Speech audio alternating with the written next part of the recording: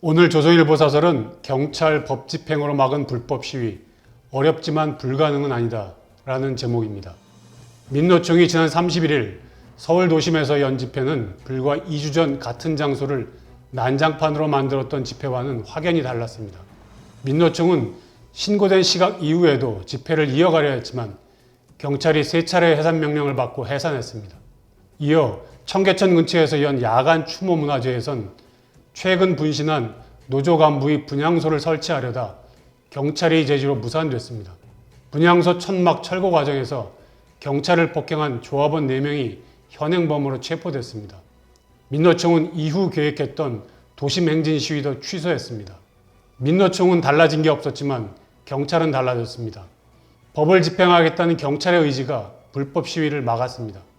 같은 날 경찰은 전남 광양제철소 앞 도로 한복판에 높이 7m 철제 구조물을 세우고 고공농성을 벌이던 한국노총 산하 금속노련 간부 2명을 긴급 체포했습니다.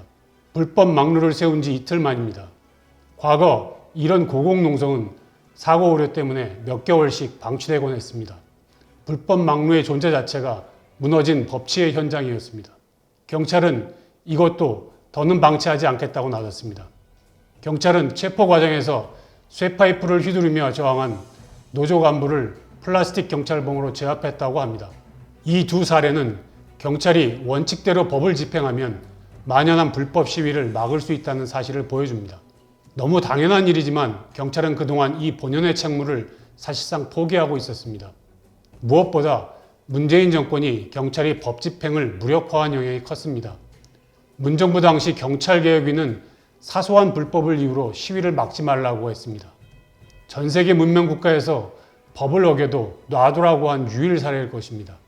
유죄가 확정된 불법 시위대는 사면하고 불법을 막은 경찰을 징계하고 처벌하는 어처구니 없는 일도 벌어졌습니다. 이런데 어느 경찰관이 불법 시위를 막겠다고 나서겠습니까? 정권 교체 후에도 이런 경찰의 기조는 크게 달라지지 않았습니다. 그러다 2주 전 서울 도심에서 돗자리를 깔고 불법 노숙 박려 시위를 벌인 민노총 건설노조원들 앞에서 경찰이 불침번을 서주는 상황까지 벌어졌습니다. 경찰은 이 일로 비판이 커지자 합법 시위는 보장하되 불법 시위는 엄단하겠다는 방침을 세웠습니다. 앞으로 상황이 낙관적이지만은 않습니다. 민노총은 한국노총과 연대해 정권 퇴진 투쟁을 구체화하겠다고 했고 한국노총은 노사정 대표자 간담회 불참을 선언했습니다.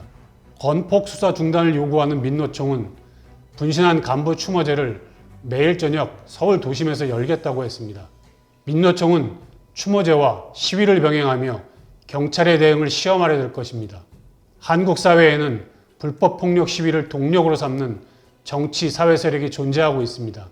이들의 비호 아래 앞으로 경찰의 법 집행을 무력화하려는 각종 시도가 있을 것입니다. 그 방법 중 하나가 시위 진압 과정에서 사고가 발생하면 이를 경찰 책임으로 몰고 가는 것입니다.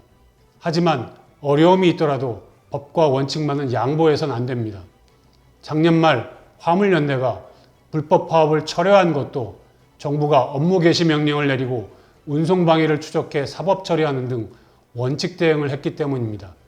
경찰은 어려움이 있어도 이 원칙에서 한 발도 후퇴하지 말아야 합니다. 불법 폭력 시위를 근절하는 것은 우리 사회의 특성상 매우 어려운 일이지만 결코 불가능한 일은 아닙니다. 오늘의 조선일보 사설이었습니다.